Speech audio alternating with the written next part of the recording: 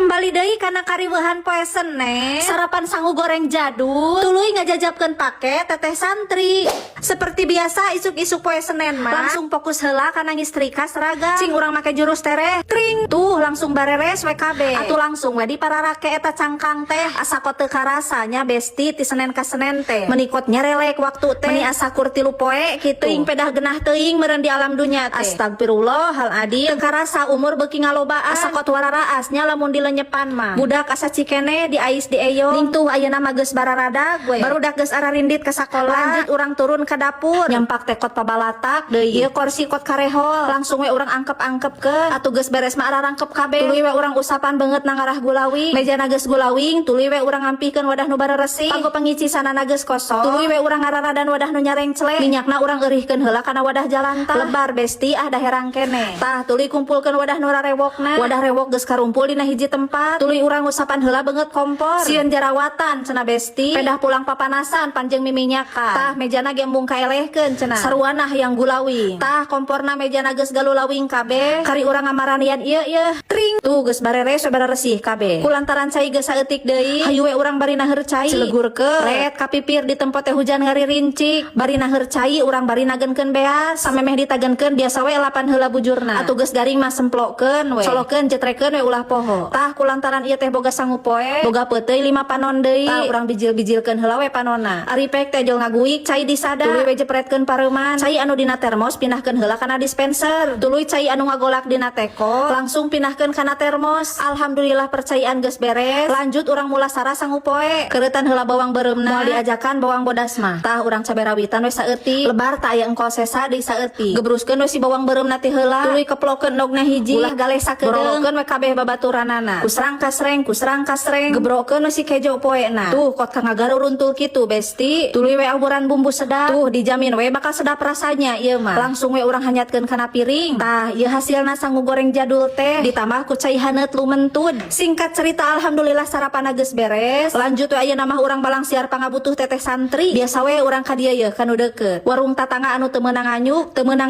meunang nawar di dieu mah da lain di pasar atuh lamun nawarna teh sok loba drama geuningan di pasar alhamdulillah balanya geus beres beres teh sababak besti lanjut deui kana babak kadua urang pindah deui ka warung tatangga nu rada jauh tah singkat cerita balanya geus kumpul kabeh lanjut we ayeuna mah urang bubungkus urang langsung anterkeun ayeuna keneh ngarah Jararongjon ning ieu urang ampi-ampihkeun kabeh balanya anak kana dus kieu we unggal bulan teh besti asa wawarungan heg teu karasa geuningan ti bulan ka bulan teh asa kot nyerelek waktu teh pokona mah keur emak-emak hebat anu keur berjuang demi keluarga sing disararehatkeun dilancarkeun jeung dibabarikeun jalan rezekina sing barokah